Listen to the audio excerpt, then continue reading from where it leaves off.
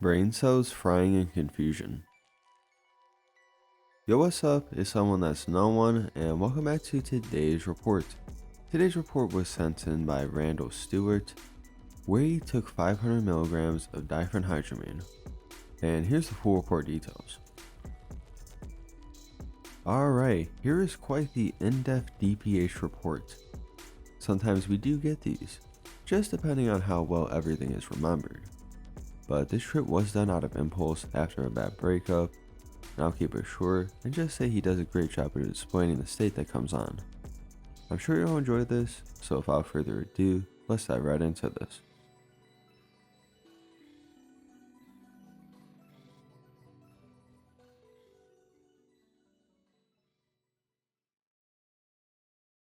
So to start off with, I've run on a nocturnal sleep schedule, meaning AM is PM for me and vice versa.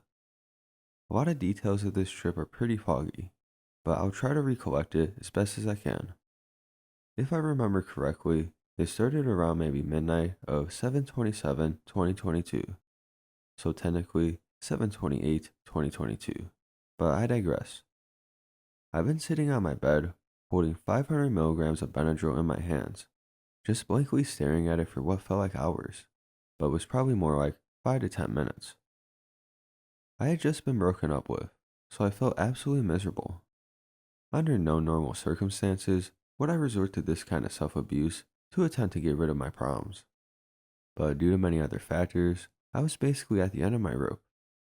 In a split second, I just threw the pills right into my mouth and quickly chugged it down with some Powerade Zero, while repeating the phrase, "Down the hatch, don't even look back." Right before I made the choice, I was messaging a friend on Discord on my phone. We'll call him Marcus, asking if he can voice call with me on Discord for a little while. I chugged the pills before I got a response, but luckily he was willing to call. After the pills went down, I immediately got onto my computer and booted up an FPS game, as well as calling Marcus on Discord. It took me a minute to tell him, but I confess that I had just taken 500 milligrams of Benadryl. To preface things a little better, he sent me through a 300 milligram trip I had before, where I almost had a full-on panic attack, and I pretty much completely swore off ever taking DPH ever again. Unfortunately, since this trip report exists, we all know that wasn't my last time. So anyways, he was pretty drunk at the time, and even if he wasn't so upset about me doing that shit again, he still wouldn't have been able to help me very much, seeing as he was playing some games with his friends while drunk. We did end up calling for a few minutes, but I was only able to pay half attention as most of my attention was either focused on the game I was playing or the "oh shit" feeling I get when I take DPH, and almost immediately regret it. After a little while, he decided it was better that I try to, as he said, get some sleep and don't do anything stupid. To be perfectly honest, I had already done the stupid part, but there was no way in hell I was going to sleep anytime soon, because when I started peeking on this shit, I wouldn't even be able to entertain the idea of sleep. For a little while after that, I ended up playing the game for a little bit longer until eventually I found it incredibly hard to aim. When I cut my focus from the game and tried to stand up, I immediately felt a rush of terror go through my body. I got the body load pretty bad on Benadryl before, but this was on a whole new level. I was stumbling around like I had just woken up, and I felt like I was gonna die almost constantly. I managed to pot down onto my bed and look for my phone. By this point, I hadn't quite peaked yet, but it's been long enough to where the DPH had some time to kick in. If I had to say, maybe around 30 to 45 minutes, but my estimates may be off since I remember almost nothing from that night. By this point, it wasn't as bad as it was going to be soon. So I actually went downstairs, collected enough around the rest of my family to get myself a drink, and then go back up to my room. I did end up talking to my mom, who was outside. What I talked about, I don't quite remember, but I think it had something to do with the pool. Thankfully, I must have been just sober enough to where she didn't notice anything off about me. So I went back up to my room to continue my horrible trip. It was by this point that I had been absolutely drenched in paranoia. I had thought back to all my previous experiences with DPH, and how much of a nervous wreck it made me into. Problem was, I never got to see in a sober mindset what I look like to other people. So somehow, I managed to get my recording software up and running so I could record myself throughout the night and see how I really looked to somebody with a clear head the next morning. Throughout a bit of my time, I ended up messaging a lot of people on Discord, asking if I could voice call with them and that I was really scared. Now, I'm usually an incredibly fast typer, but at this point, it was the hardest thing ever. My fingers felt like they weren't applying enough pressure to the keys, and even then, my coordination was so incredibly broken that I literally spent around 5 solid minutes to type a 4 to 5 word sentence. I never got to the point of typing complete gibberish, but there were a handful of times I would look at a message before pressing enter, and the best way I could describe my typing errors is, oh, they'll understand what word I meant. But after looking at it for a few more seconds, I began to realize how much garble it was and began to fix the words. My cognitive function was slowed down to an absolute crawl, and only if I knew just how bad my short-term memory was going to be later on that night. One of the first people I managed to get a hold of was somebody who had trip sat before. We'll call her Ariana, and we ended up getting into a voice call. It was at this point I realized just how lost I felt. I could not focus on anything, and anything that I could focus on didn't stay there for too long. I had only understood under half of the things she was telling me, and I kept asking if she could repeat herself because I literally couldn't remember anything she was saying. My short-term memory by this point literally didn't exist. There was absolutely no point in trying to remember, plan, or say basically anything because my brain was so corrupted that it couldn't even handle the most basic of tasks. After enough patience, I ended up gathering that if I wasn't willing to deal with poison control, not that I believe I would need to anyways, since the dose I took wasn't enough to full on kill me anyways, I would have to drink a lot of water and flush it as frequently as possible.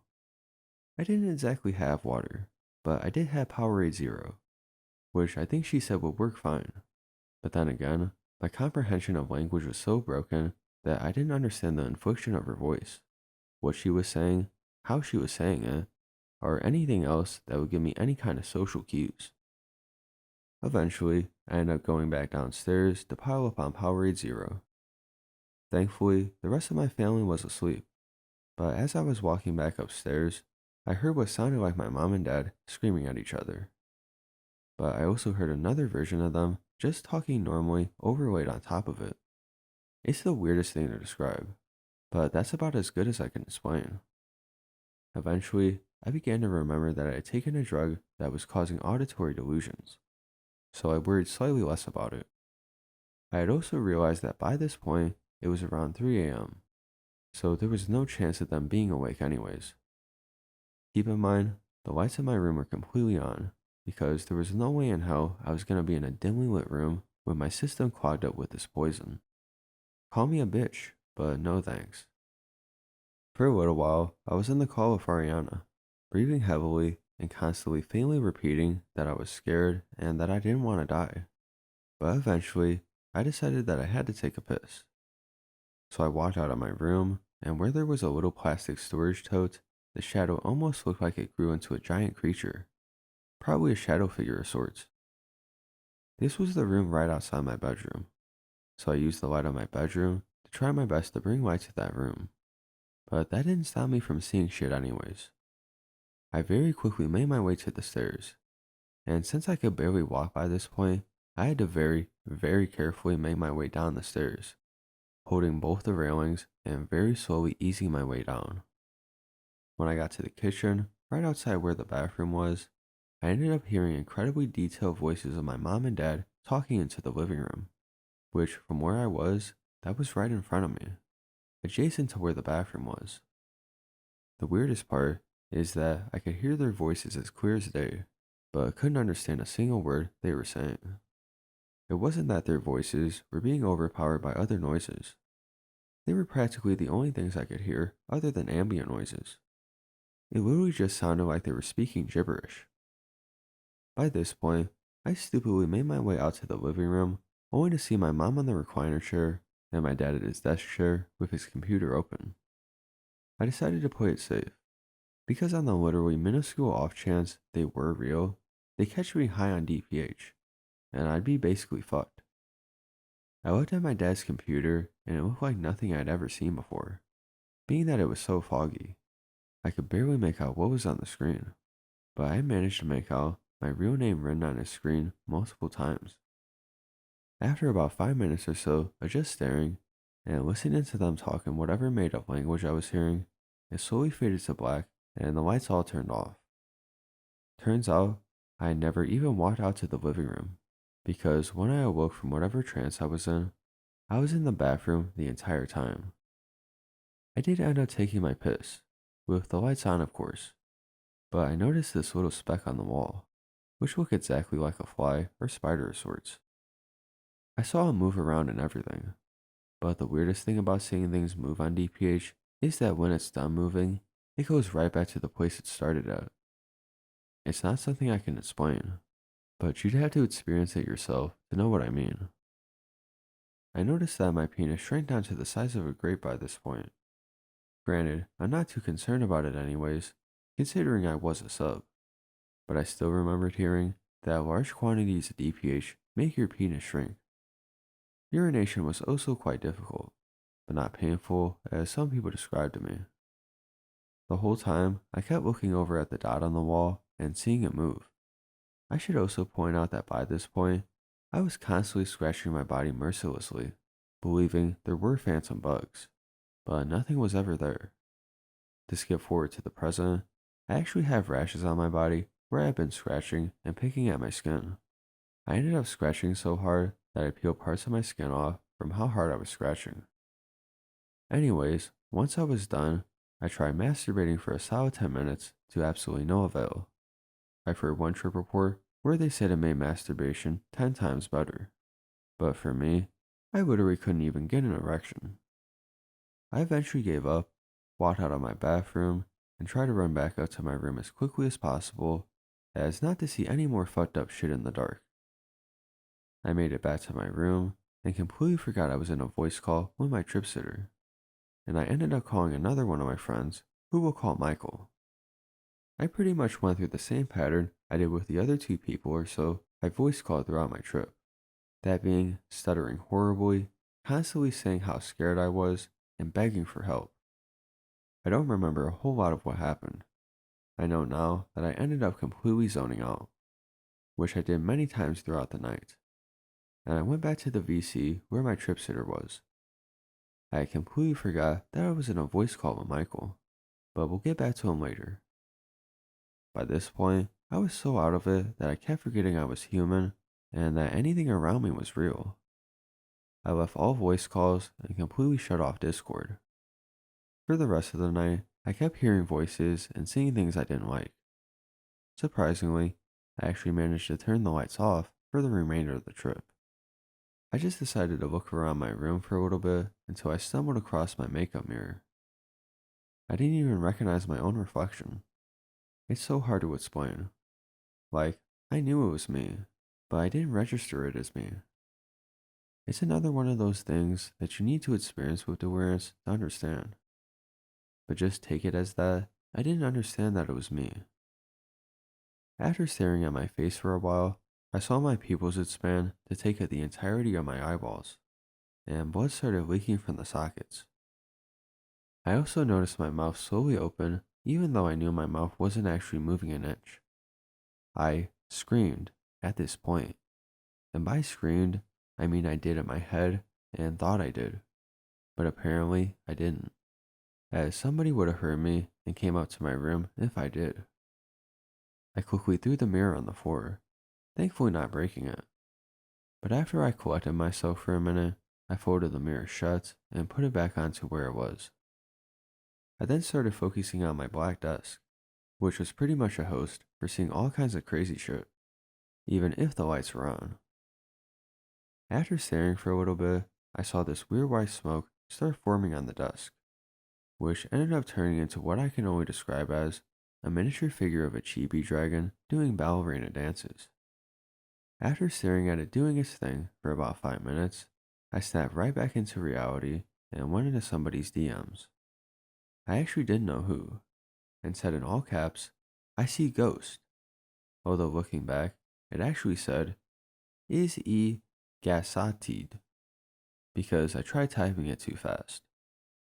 Anyways, the rest of the trip was pretty much a blur. I remember trying to play Super Mario 64 and barely being able to get anywhere with it. And the entire time, I was constantly putting down my controller to scratch my body because I kept believing there were phantom bugs crawling all over my skin. But I was just too scared to look. After a bit, the delirium got so bad that I couldn't even form a complete thought. I kept forgetting that I was playing a game, what I was playing, who Mario even was, and the concept of a video game as a whole. Eventually, I just couldn't take it anymore. So the last thing I remember was turning off all the lights, getting into my bed, and watching other DPH trip reports on my phone. My legs felt like they weighed 50 times more, and they're already the heaviest part of my body, so that kind of puts it into perspective. Regardless, I was only able to understand a few words here and there about what was happening, because my mind kept zoning out so hard that I couldn't focus on anything. Eventually, I just turned off my phone and went to sleep, but not before scratching my body a few times to get rid of any phantom bugs I may have been feeling. The very next day when I woke up, I felt like absolute shit, and I didn't even turn off my computer. And I went to it and noticed that OBS was open. Turns out, I recorded the entire thing, and I was going to go back through it and watch it. But first I wanted to see what I may have messaged and done throughout the trip. I found a folder open that had a GitHub folder of a Super Mario 64 decomp, which I don't remember, and looked through all my recent DMs to see me just losing my fucking mind with the messages. I went to Ariana's DM specifically and apologized for it. She said it was okay, and that she sat people through trips before, and just warned me to never take that awful shit again. By this point, I actually got a DM from Michael asking if I was okay. I said I was, but eventually he went into an almost mental breakdown state because of how utterly terrified he was for my own safety last night. He could barely even sleep that night because he was worried I was gonna die or something. But I ended up clearing up everything with my friends and myself that I was never gonna take that evil fucking shit ever again for the rest of my life. One detail I forgot to mention was that before I got into my bed last night, I threw the pills away. I don't remember where, which was kind of the plan. I wanted to get rid of them, so that even if I was ever tempted again, I wouldn't be able to take them. Thankfully, everything got resolved since then, and today, I'm very happy that I got rid of it, because watching back the footage I recorded of myself going 85 shades of apeshit was not fun at all. And knowing that my close friends had to see that side of me hurt me deep enough to never want to take this horrible, awful, evil substance ever again for the rest of my life. And I'm holding that promise to the grave. I'm just happy that I managed to make it through to the other side and be perfectly fine. I voice called with all the people I was with the next morning to explain how sorry I was and that I'm perfectly okay. To all our relief, honestly. Moral of the story: never take pills to drown out the pain of a breakup. And overall, just don't take pills, period. Personally, I'm just gonna stick to weed. It's what I know best. And at least I know I'll never have an experience like that with it. I care about my friends and myself too much to throw my life away like that. And while I hate that it took a horrible trip like that to finally realize it, I'm glad that I learned. Because now, I can move on with my life with a clear head. I'm still having a few depressive episodes over the breakup, but I know that eventually my mind will return to normal. Thank you all for reading, and please don't make the same mistake I did.